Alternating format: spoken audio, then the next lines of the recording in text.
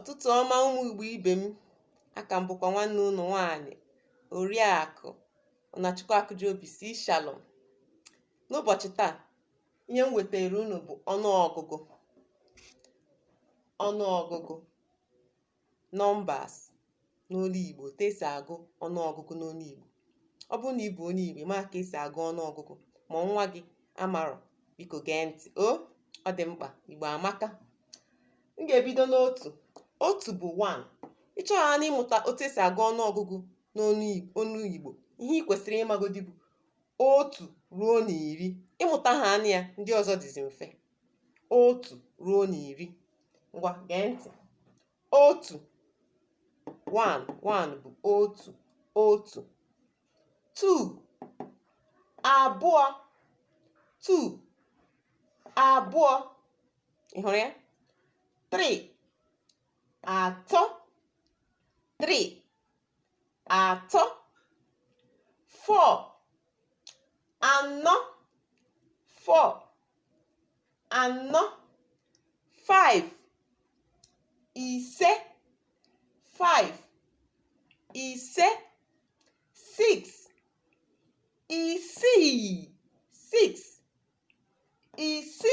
Gee ntị, mgbe ụfọdụ ha na-esi na 5 bụ 6. Mba, 6 ha abụghị ofu ihe.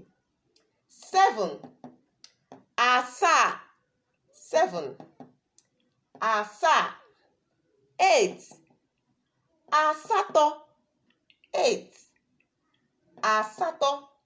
9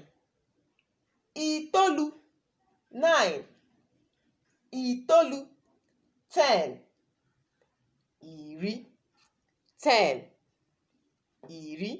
Ngwa soro m otu a lota isi ekwu ya. 1 1 2 2 3 3 4 4 5 6 7 8 9 10 Hụrụ ya? 1 1 2 2 3 3 4 4 5 6 7 8 9 10 Ka anyị gụọkwa ya ọzọ. 1 1 2 2 3 3 4 5 6 7 8 9 10 1 1 2 2 3 3 4 5 6 7 8 9 10 1 1 2 2 3 3 4 5 6 7 8 9 10 Ọ na-atọ ụtọ. 1 1 2 2 3 3 4 4 5 6 7 8 9 10 Ịmụtazie nke ahụ, ị gawazie from 11 to 20 other numbers. 11 ọ dị mfe na otu esi eme ya. 11 bụ 11 because ga-enwekwa ntị maka na 10 bụ 10.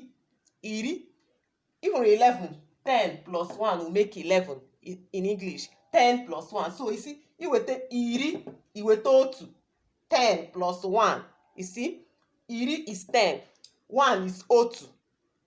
You now say 11 is 11. It means 10 plus 1. 11. You just continue like that. You want to say 12, you say 12. Look at it. 10 plus 2. Abua is 2. 10 is 10. Abua is 2. You now say 12. That means 10 plus 2. Just like that. 13.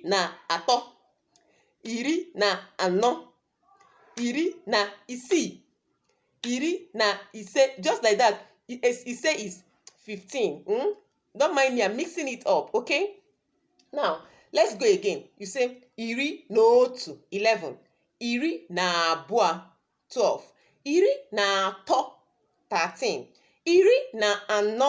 14. 15. 16. 17.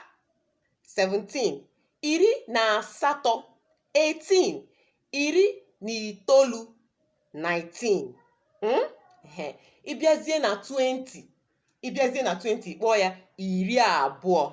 Ọwụ iri na abụọ. Ghọtakwa. Lee ya. 10 bụ iri. So ebe 2 bụ abụọ. So isizie iri abụọ. Ama mama de ya otu a ka m nwee ike lee ihichazie na. Hichaa na, ị hụrụ ya, iri abụọ. Ịkpọzie 30, hichaa na, ịkpọ ya iri atọ. Ị hụrụ ya? Hichaa ịkpọ ya iri atọ, 30. Lee 10 bụ iri. 20 bụ iri abụọ.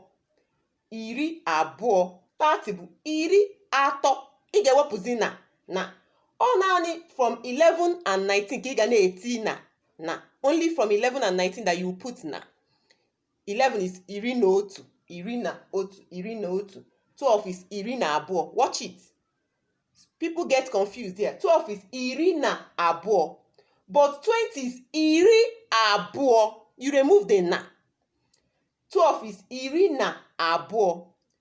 20 is iri abụọ. Let me say it again. 12 is iri na abụọ. 20 is iri abụọ. You remove the na.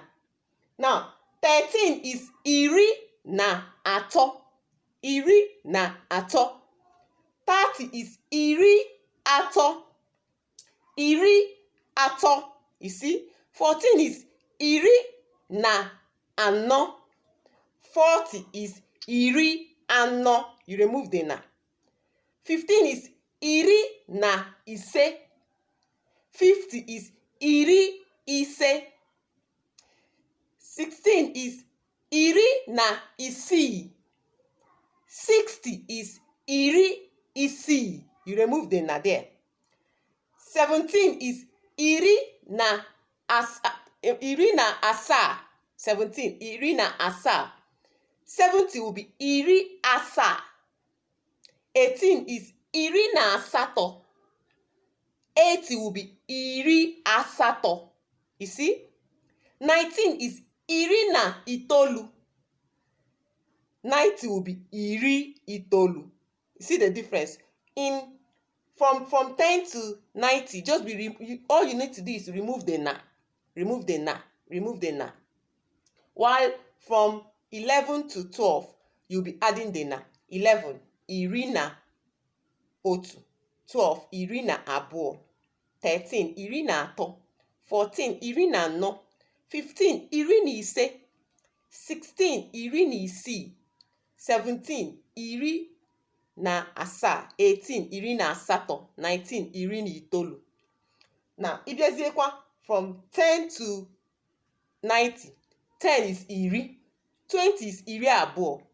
30 is iri atọ. 40 is iri anọ. 50, iri ise. 60, iri isii. 70, iri asaa. 80, iri asatọ. 90, iri itoolu. Ịrụzie na 100, ịkpọọ ya narị. 100 bụ narị. If it's 100, you say otu narị. Chetakwa na 1 is otu. So, because it's 100, you say otu narị. Ị ghọtara ya? Otu narị. 200 will now be narị abụọ. 300, narị atọ. Some people will say, okay, since you called it otu narị, why not say abụọ narị, atọ narị? In Igbo, we don't do that. It's only one that in 100 that one comes first. Others, the 2, 3, 4 will come later after you put narị. Okay, so we have otu narị for 100. We now have narị abụọ, 300. Sorry, 200. Narị abụọ, 200. Narị atọ, 300. Narị anọ, 400. Narị ise is 500. Narị isii, 600. Narị asaa is 700. Narị asatọ is what? 800. Narị itoolu is what? 900. Just like that. Okay?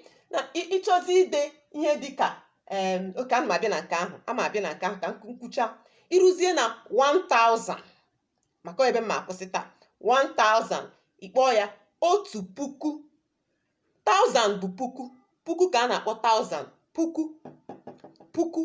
1000 bụ puku. So iru 1000 ịsọb otu puku 1000, puku abụọ 2000, ịhụla ya, puku atọ 3000, puku anọ 4000, puku ise 5000. otu ahụ ị na-aga n'ihu. Ị ghọtara ya? Igbo amaka, Igbo dị mfe. Just soro ihe etu m si akụziri gị. Ọ bụzie na ị chọrọ ide ihe dịka ka m were, ị chọrọ ide 120, ngwa lee, gebe ntị. Ịchọ ide 120, ị chọrọ ide 120, ịma na 100 na ebe ahụ, and 100 bụ gịnị? Narị. 20 bụ gịnị? Iri abụọ. So isizie 120 ga-abụzi otu narị na iri abụọ. Otu narị na iri abụọ. Otu narị, yeah, that's 100. Otu narị na iri abụọ. Iri abụọ is what? 20. Otu narị na iri abụọ. Otu narị is 100. Then iri abụọ is 20. Ịchọ ide ihe dịka 164. 164. Ọ ka m si 264 ka m kọwazie ọfụma. 264. Chetakwa na enwere narị abụọ ebe ahụ. Narị abụọ, then 60 nọ n'ime ya. 60 bụ gịnị? Iri isii. Then 4 bụ gịnị? Anọ. Isizie 264 bụ narị abụọ iri isii na anọ. Narị abụọ, chetakwa na m sị gị na 200 bụ narị abụọ.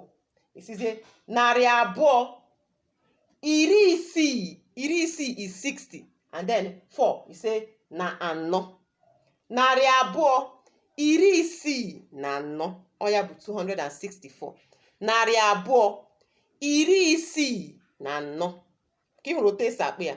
Narị abụọ iri isii na anọ. Okay, m ga-akwụsị ebe a, mana tutu m akwụsị, achọrọ m ịga gụọkwa ha ọzọ. Otu, ama gụ ya from 1 to 20. Otu, abụọ, atọ, anọ, ise, isii, asaa, asatọ, itoolu, iri.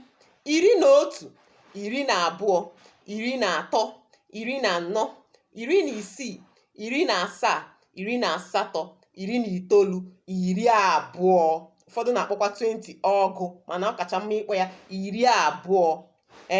Ịchọzi isi 21, isi iri abụọ na otu. Ịghọtala ya? 22, iri abụọ na abụọ. 23, iri abụọ na atọ. 24, iri abụọ na anọ. 25, iri abụọ na ise. Otu ahụ. Ịrụzie 100, isi narị, ịkpọọ ya narị. Ma chetakwa na 1000 bụ gịnị? Puku. Soro usoro a, oge agaghị ekwe m ịkọwasị ọfụma maka na ihe a bụ ihe onyonyo. O jikwenu oge na-aga. Soro usoro a, ị ga-aghọta ya ọfụma. Isoro ha n'usoro a nsi wee kụzie ya, ị ga-aghọta ya ọfụma. Nne na nna, ọ bụrụ na unu nọ nso, nyere ụmụ na aka soro usoro a, kọwara ha ọfụma. Please subscribe, like, share, encourage me to do more of this. Okay, please subscribe, like, share it. Let your friends, let other Igbo people hear this. Okay, let the world hear this. Please subscribe. Thank you. See you in my next video.